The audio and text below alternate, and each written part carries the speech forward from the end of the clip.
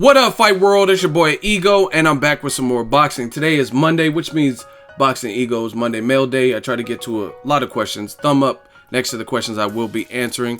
Probably going to be a shorter show tonight, and there's a lot going on. So, without further ado, let's get right into it. We just finished Pacquiao versus Vargas. Pacquiao beat Vargas via unanimous decision. Let's get it in. And the first question is from Danny D. Do you think Little G, aka Bum Lovkin, and his team are Opportunists Divas? Now, obviously he's referring to Gennady Golovkin. I don't do all the name calling and all that stuff. That to me is kind of petty, but I don't know. I mean, the thing is, I'm going to say it very short and sweet. Golovkin at age 34, like I've been saying, needs to fight somebody who people believe is a threat, right? People were on Kell Brook's back, like, oh, since Shawn Porter, he hasn't fought anybody who can threaten him. Then he fought Golovkin. That takes the monkey off your back. You know what I mean? You can't say Jesse Vargas, for example, is not willing to fight someone. He was willing to fight Kell Brook, who is a threat. He just fought Manny Pacquiao, who is a threat, and beat him. And then, you know what I mean, he fought Timothy Bradley. So that's what we need to see. A fight with Golovkin where the odds aren't stacked against, like Willie Monroe, 60 to 80 to 1 underdog. Dominique Wade, mandatory, but no one's really heard of him and no one really gave him a shot. And the people that I did see giving Wade a shot didn't even know about him. They were just giving him a shot because they don't like Golovkin. That's not what I want to see. Danny Jacobs, good fight. Billy Joe Saunders, good fight. Canelo, good fight. Moving up to 68 and fighting a top dog there, good fight. So within Triple G's landscape of options, him and his team need to decide who can do that. And again, I'm going to keep saying the same thing. Team Triple G has put a bullseye on their back by opening their mouths and saying certain things like, we'll fight anyone from 54 to 168. So you open that Narnia, you know what I mean? You unlocked Narnia with that statement. And it's not like you just said it one time and that's it. On multiple occasions, Team Triple G has stated things like that, like, oh, we'll fight Carl Frampton at the full 68. We'll fight Julio Cesar Chavez at the full 68. We want to respect them. Ward, oh no, we ain't fighting Ward. Oh, Ward, we got to fight him at 164 to catch weight. You know what I mean? So the guy Ward beat, you'll fight at the full 68, who has an aggressive style, more known for the power punching. That's Carl Frampton. But you won't fight Ward, who some people say, oh, he's pillow fisted, he doesn't get the knockouts. It doesn't make sense, does it? Same thing with 54. Abel Sanchez recently said, I did a video on it, that they would fight Pacquiao if they can get it, work a deal. They would fight Pacquiao at 154. Pacquiao versus Jesse Vargas, literally Pacquiao came in 3 pounds under the 147 welterweight limit. I don't want to see that. Pacquiao is tiny. He weighed 144.8 versus Jesse Vargas and gave up a lot of height. And I would say Vargas and Golovkin are probably about the same height. The biggest difference is Golovkin is a known puncher at middleweight. So why would I want to see him fight Pacquiao? Same thing with Mayweather. Oh, we'll fight anyone from 54 to 68. No, you won't. You'll fight Mayweather or Pacquiao, the littlest guys at 54, but not Cotto, Canelo, Edeslani Lauda, Demetrius Andrade, etc. So realistically, Golovkin and team, this is their call, what they want to do with their career. But maybe the 10 million plus some of the pay-per-view upside is what you got to do to get the notoriety to get to the next level, because they're always going to stay at a certain level unless they face the upper echelon names, period. Next question is from Joseph Reyes. Hey Ego, I'm sorry for doing this, but got 2 questions. What do you exercise what exercise can you recommend to improve your hand speed? I'll probably save that because I'm going to see Troy King probably later this week. I'll save that for him and just stay tuned to the channel. But little things, they have little drills and stuff. Shawn Porter does this one where he has like a ping pong ball, the speed bag. There's a ton of things you could do. Just shadow boxing and punching and working on getting your punches from A to B. There's a lot that you could do to improve, but I'll probably ask Troy King, since he is the actual professional fighter, and see if he has any exclusive recommendations. Second part, what do you think of a possible Cotto versus Margarito part 3, considering Margarito came back and is calling Cotto out? It's cool. I don't really jump up for joy about it, but I mean, it's a realistic fight that could happen just because of Cotto seems to be selective. I don't really see Cotto going after certain guys like that aren't going to bring him money, that are certified threats like Demetrius Andrade, Edeslani Lauda, but he'll probably take a Canelo because there's a lot of money in the Canelo fight, right? he'll probably take Lamont Peterson because he has a strong chance to beat Peterson because it's a guy who hasn't even fought at welterweight. You know what I mean? So I don't really see Cotto as having the hunger that he once had. And Margarito is clearly not the same fighter after bashed his eye in. You know what I mean? His eye still looks terrible to me. So I'm not really excited for that. But I mean, just based on the past 2 fights and the rivalry, it's something that boxing, I could see them giving us. But I really don't have any interest in seeing Margarito. He's not the Margarito that fought Sergio Montavilla or Paul Williams or Cotto the first time. So I'm not really excited for that if that did happen. Like, I put it this way. If I had the option to cover it, like, I probably wouldn't travel to, it would have to fall in my lap, like be in the Bay Area or something. I wouldn't go out of my way to get hotels and stuff like that over a fight like that. It doesn't really mean nothing to me. Next question, James Gordon. Ego, do you think Margarito's hands were loaded in Cotto's first fight? I mean, it's tough telling. I hate to do this. If I had to take an educated guess, I would say probably, just because at the end of the day, we never really seen Cotto's face that bad. Like, he was leaking bad. And they did the HBO 24/7 with Max Kellerman. Cotto had an iPad and he was showing he's like, what is this? Why are your hand wraps cracking? And then Margarito's getting super defensive. Go watch that face off with Max Kellerman. So, I mean, at the end of the day, when you get caught with something, you create that black cloud over you. So people are going to naturally put an asterisk by some of your best wins because they don't know. You know what I mean? So based on the integrity of when he did get caught versus Shane Mosley, it's certainly a possibility. So I can't say with any certainty. I wasn't there. I don't even think I was covering boxing professionally then. So I don't know. But based on the damage Cotto had and how much it took out of him in that fight, it's definitely a possibility. And I would say it was probably something was tampered with. But again, it's just speculation. Next question, Frederick Cotton. What's up with Rigo? Not sure. Rigondeaux, they were trying to put him on the Ward Kovalev card, but it's coming too fast, so I don't really see that. The other undercard fights have already been announced, so Rigondeaux was going to be there. I don't really think it would take this long, so I don't know. I don't think he's fighting anytime soon. Hopefully he gets a fight, maybe Leo Santa Cruz versus Carl Frampton, settle the grudge in the rematch in January, and then maybe they could fight something like that. But right now, I haven't heard anything from Rigondeaux on who he can fight. Next question, Alvaro Casillas. Who you got in the rematch between Leo Santa Cruz and Carl Frampton? I'm picking Carl Frampton again. I think that was his first fight at the new weight division, and he did good and he beat Leo Santa Cruz. So I think he has more tools in his tool shed. Plus, I think he'll be more comfortable at the weight. So if I had to make a pick on the spot, I would say Carl Frampton gets it done. He had I want to say that's probably his biggest international fight. Scott Quigg was a big fight domestically, but this was a fight in the United States, in New York, different ball game. So that was his biggest big fight stateside in the U.S., and he did good. So I think having that experience, having the momentum of being the champion, and handing Leo Santa Cruz his first loss, I'm probably picking Carl Frampton. I just think he has more variety with his style than Leo Santa Cruz. Leo Santa Cruz is good volume puncher, good body snatcher, but his style is more one-dimensional, and skillfully he shows less and less ability to adjust than a guy like Carl Frampton. So I'd pick Frampton. Next question is from Big Nardsty. Yo, Ego, I want to ask you about step-aside money, as potentially that is what Kell Brook may do to duck Errol Spence Jr. Do you think the sport of boxing would be a slightly better place in terms of boxing, less corrupt, if the concept of step-aside money did not exist? Yeah, I mean, it probably would, but boxing is going to be corrupt because there's money in the corruption and things happening. Otherwise, it would have been changed. But yeah, it would probably be a better place, but it's not going to happen. It just seems really unfair on Errol, who worked hard for his mandatory position. I agree with you. Errol Spence Jr., he just has to keep knocking down doors. Kell Brook seems to be calling out Amir Khan. I mean, he's been calling Khan out, but recently he's calling him out post-Golovkin loss. He's calling out Pacquiao. I did a video on that.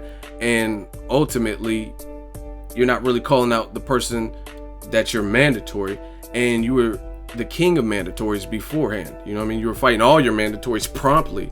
Now your mandatory happens to be an actual threat with somewhat of a name. Did $6 million on PBC after the Olympics versus Leonard Bundu, and he's been calling you out once the fight, and now all of a sudden you're like calling out other people who aren't your mandatory. So it's not a good look if he goes to 147 for anyone not named Errol Spence Jr. And that's just how I see it. Next question, Chuck Dre. Yo, Ego, keep up the great channel. Thank you. And keep growing your brand. Who would you like to see Bradley, Porter, Berto, or Lopez fight next? They all need fights. Now, actually, this whole bunch, round robin, I would love that. Bradley versus Porter, Porter versus Berto, Berto versus Bradley. You know what I mean? You could throw, I would love to see Adrian Broner versus Berto, right? Maybe like a Chris Algieri versus Josesito Lopez. You know what I mean? I do the Ego matchmaker all the time. Porter versus Amir Khan. I mean, a lot of good fights. So those, to me, those are all fights that I like to see round robin and see who's ready to work back to a title shot. You know what I mean? They all have good experience. Bradley's been in there with Pacquiao 3 times. Porter been in there, Kell Brook, Keith Thurman, and came up short those 2 fights. Berto came up short versus Mayweather, just avenged Victor Ortiz. So let's see who's willing to get back into contention for a championship fight. And I think if they fight each other, those would be a good steps. Maybe throw in like a Sammy Vasquez versus any of these guys, a Felix Diaz versus any of these guys. All those would be great to ration out and see who's ready for another title shot. Next question is from Jimon. Yo, Ego, I see you moving up. Haha. Thank you. When do you think Bryant Jennings is coming back, and who do you think would be a good matchup for a comeback fight? Keep on keeping on, Ego.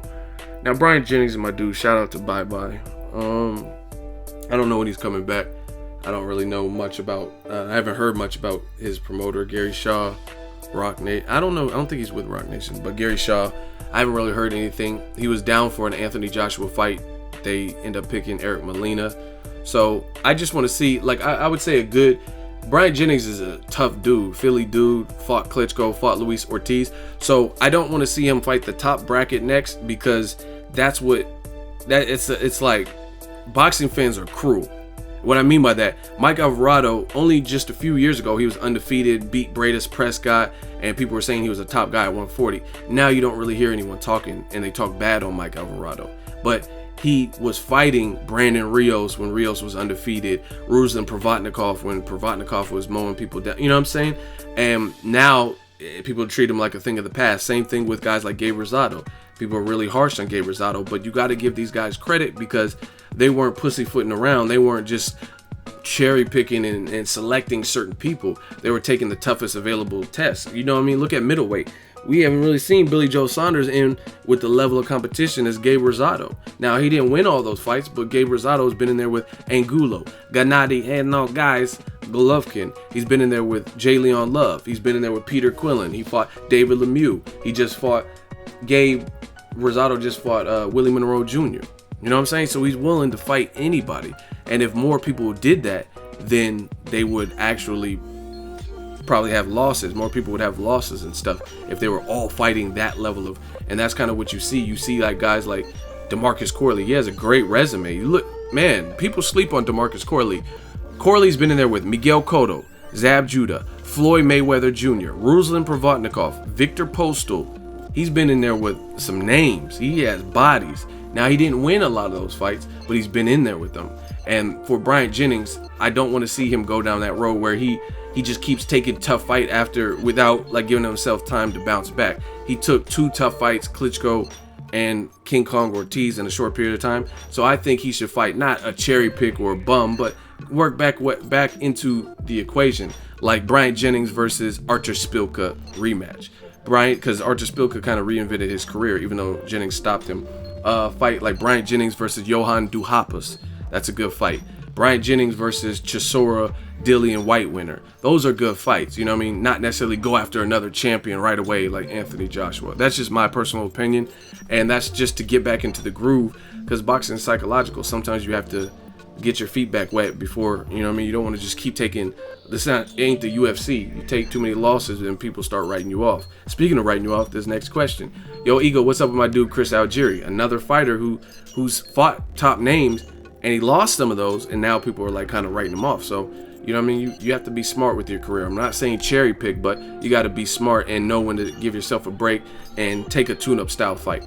The problem that I have is when you see champions like, let's say a Canelo, taking tune-up fight after tune-up fight where the other person has no chance to win, and Canelo's been looking pretty good.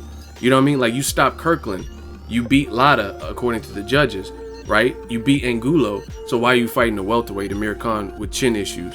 Why are you fighting Liam Smith? You know what I mean? Based on where his career is headed, it doesn't really look like he needs a tune-up fight.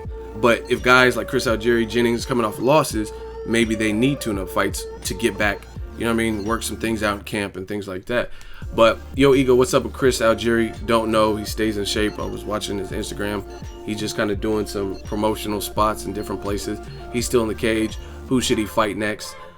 Again, I think it goes back to the Jennings thing. I think he should fight somebody who's in the same similar position.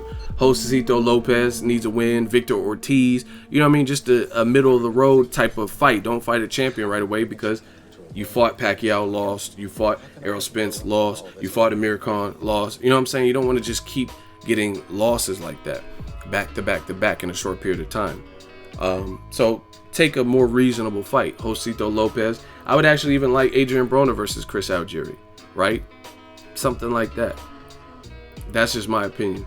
Next question, Calvin Phelps. Hey, Ego, great channel. Thank you. Do you think Bob Arum and Al Haymon will be able to hash out their differences and give the fan the fights they want to see in 2017?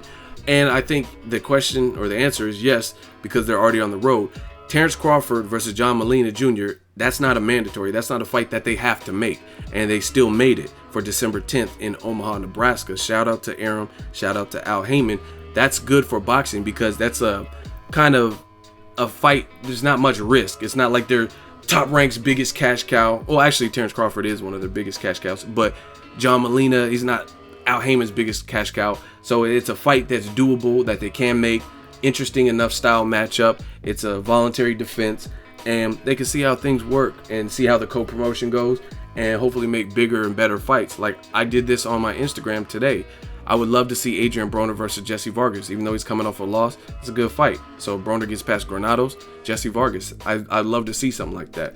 Or Pacquiao versus Broner, Pacquiao versus Keith Thurman, Garcia winner. Those are all great fights. And I think Arum and Haymon are finally on the right track. Lawsuits out of the picture. They settled that. They're working on their first fight together that is not being mandated. So yeah, there's definitely a strong possibility that 2017 they can work together and make some big fights. Arum's a smart businessman, and I think he's realizing that Al Haymon's not really going anywhere. So, you know what I mean? Might as well, for the sake of his business, work with the other person who's kind of putting on the biggest fights. You look at Golden Boy, I mean, name their biggest fights that were regular TV. Regular TV. Not that many. You know what I mean? The Friday night fights, those aren't, a lot of people worldwide, maybe in LA or SoCal, are talking about them, but worldwide it's not really getting the type of exposure as Arum and Haymon fights. So it's a good partnership, and I've seen Arum actually badmouthing Golden Boy and saying things, so that's also not a good sign for Golden Boy because Arum seems to be working with this man. Second question from Big Narts Ty. What is next for Jesse Vargas? I think Khan versus Vargas would be a great fight for both. I agree. That's a good fight. Or like I said before, Adrian Broner. Especially for Khan as a tune-up because he chases bigger money fights coming off a devastating knockout to Canelo. I like that fight. Vargas has decent enough power to make it interesting. Khan's a very speedy boxer with about the same height as Vargas or close to. And he's coming off a bad knockout. He doesn't want to go in there with Keith Thurman, Errol Spence Jr., or even a Shawn Porter. To me, I don't think that's wise for Khan. I mean, but if he wants to chase just big fights and go after a killer like Pacquiao straight away, so be it. I don't think it's wise. So I like that for Vargas. Broner, a guy like Josesito Lopez, a guy like Jesse Vargas versus Amir Khan. Those are all good fights based on where they're all at in their careers. Next question is from Deron Heron. Damn, your name kind of rhymes. I've learned a lot about boxing from you. Thank you. Just finished watching a documentary about Jack Johnson. Would you say that he was the original Floyd Mayweather Jr.? I think Floyd probably took more from the Ali, Roy Jones blueprint than Jack Johnson, but there's probably some similarities. Secondly, how do you rate Stephen A. Smith's commentary for Pacquiao Vargas card? I don't think it was all that great. I mean, that's just my opinion. He wasn't really even saying that much, but when he was saying stuff, he was like he's treating it like it was first take, like everything was like a debate or something. Like, oh, Pacquiao was hurt, he was hurt, and then he's like, nah, he wasn't hurt, he was stung. but he was stung hurt. Like, you know, I don't know. It was weird. I don't know. It's just kind of like when they had Nick Cannon announcing the fight for Ward Dawson. Very weird, you know what I mean? Like, wilding out is more your lane than boxing, but whatever. Next question, Keith Mathis, one fresh to death. LOL, Ego, can you do Keith Kilbrook impersonation? I was having a bad day and I watched one of your videos and you sounded just like him. Keep up the great work. Yeah, I see a lot of y'all in the comment section taking my parody and be like, basically. So, chepache. Yeah, here's another question. Keith Mathis, one fresh to death. Ego, what was your favorite press conference moment? I feel like boxing is missing that press conference excitement to build up the fight. For example, the last real good presser for me was Broner Malignaggi. What's your thoughts? That was a good one. Like you're arguing about my side piece. This is my side piece. And Broner's like, ah man, you know, I'm on the and then Paulie says something like, he just says dumb shit like, I'm on the floor like a floor towel. What the fuck does that mean? Like, that was a real good one. Broner Maidana was a good one. After December, I'm gonna make Chino. He playing like he don't know English. I'm gonna make him speak English. Like Broner's good with the press conferences. Even the Ashley Theophane, he has some quotables. Broner's very good with the press conferences. All-time favorites, Mayweather, De La Hoya. Floyd was talking shit to De La Hoya. Like, I'm gonna make you call me pretty. You a pussy, dog. Like, he was in his face. And you could tell Oscar was getting pissed because he's like this humble guy and he can't really. And then Floyd was even saying that on 24/7. Like, I know he want to cuss like me. He want to say shit, damn, fuck. Like, De La Hoya looked like he was just getting pissed off, like this loudmouth motherfucker. Mike Tyson, my favorite fighter of all time. Definitely one of them. His were funny. Like, when he was saying some suspect stuff, but he's like, fuck you in the ass, you white boy. I'm gonna make you fuck me in front of all these people. Like, he was going berserk on that. He was like, fuck you, come say it to my face. You're not man enough to stand in my world with me. Like, that was a good one. When him and Lennox Lewis started scrapping and throwing punches. There's a lot of good ones that I could think of. Bernard Hopkins had a couple good ones with like Roy Jones or Tito Trinidad. Those are the ones that come to mind for me. But yeah, boxing is definitely missing that WWE. We need more people doing like the Conor McGregor. He's building up those in the UFC. So it's good. It's good publicity. Makes things trend and go viral. Next question, SJ Fish 101. Hey Ego, after Ward defeats Sergey, how soon will we see the rematch and will it be in Oakland? Hashtag and the new, hashtag and still, hashtag much love SOG. I don't know. I don't know if there's a rematch clause. I don't think it'll be an immediate rematch or anything like that. Possibly because Kovalev is a champion, but maybe we'll see it. I don't know if it'll happen in Oakland, but Ward will be a champion. So it's a little too premature. We got to get past the first one. So I don't really know. It's like a hard question to answer because it's like I could say whatever, but if there's a rematch clause, then everything I just said is out the window. You know what I mean? Like if I'm like, oh, I don't think a rematch will happen, but then Kovalev has a rematch clause in the contract, then shit, there will be a rematch whether we want it or not, whether the first fight was entertaining or not. Kind of like Danny Garcia, Eric Morales. I didn't want to see that rematch, but Morales was the champion at the time. He fought Danny Garcia, was the challenger, and he had a rematch clause, so we got to see the rematch. So I don't know. We'll have to wait and see how the first fight plays out. And the final question is from Mr. Classic Metal. Hey Ego, I've been following your channel for a couple months now and I like your professionalism. Thank you. What do you think of a low fight frequency of many of today's top ranked boxers, and how and why did this trend start? There are guys who are in their prime and in their late 20s, early 30s, Demetrius Andrade, Keith Thurman, Danny Garcia, Shawn Porter, Better Biev, Adesanti Lada, Gary Russell Jr., Billy Joe Saunders, etc., who fight maybe twice a year, and that's pushing it. Back in the 80s, fighters like them would often have 30 plus fights on their resume in their early 20s. Look at the records of Hearns, Duran, Leonard, Salvador Sanchez, Tyson Hagler, Chavez Jr., and Benitez, for example. Most of today's boxers that I mentioned haven't even been in 30 professional fights. What's up with that? Keith Thurman has a belt and has only fought once this year, twice in 2015 and twice in 2014. It's ridiculous. Oh, that's a good question. That's a really good question. Very detailed. I honestly, I don't like to blame a lot of people. This is for the wrong reasons. A lot of people see Floyd Mayweather and they try to duplicate it. Whether they hate him or like him, they try to duplicate what he did and the success he had. Like, damn, Floyd's making $300 million to fight Pacquiao. So it's like they're trying to do the certain steps, but you can't make the same construction, make the same house based on someone else's blueprint. Because the biggest thing that I noticed with fights then versus now is timing. The timing is different. What Muhammad Ali did in the 60s or 70s, maybe you could or couldn't do, or it has a different message in 2016. And you have to evolve or you become extinct. So I think ultimately the landscape of boxing has changed. It's changed. There's social media involved. People are putting their opinions out there, whether they know shit about boxing or not. YouTube channels, writers, it's just information at your fingertips, and that's evolved the sport of boxing. Now you have people who have diva demands, and you have fighters fighting less frequently. You also have fighters getting career high paydays that guys like Joe Frazier weren't getting. You know what I mean? Guys like the people you mentioned, Salvador Sanchez or whoever, in the 80s, they probably weren't getting it. A lot of those guys were getting raped by their promoters. They didn't know about the business. They didn't know about how to maximize their profit. They didn't have social media. You know what I mean? Salvador Sanchez didn't have a Twitter account. Sugar Ray Leonard, you know what I mean? He didn't have a Q&A on Facebook and Facebook video. He didn't have those things. So they had to hype up their fights different ways. The spectacle and events were probably built up different than today. There's different ways to promote fights. So just overall, the game is different.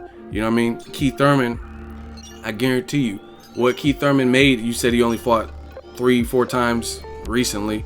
Part of that was through injury, but you add up his paychecks for the last 3 fights, for example, and I guarantee you it's probably a lot more than Sugar Ray Robinson made in maybe 4 to 6 fights or 8 fights. I don't know. You know what I mean? I don't have his purses offhand, but just off the top of my head and just knowing a little bit about the history, those guys weren't getting cashed out. So I think it's made some of the new school era of fighter a bit lazier. You know what I'm saying? Like, people are trying to follow Mayweather blueprint, or what they think is, oh, Floyd being undefeated, he was able to preserve that and whatever they think he did to be successful, and they're trying to mimic that and not fight tough fights or fight less frequently or be more complacent and content. A lot of times people are victim of their situation or circumstance. So if you're, let's say, Frazier or Salvador Sanchez, you got to eat, you got a family to support,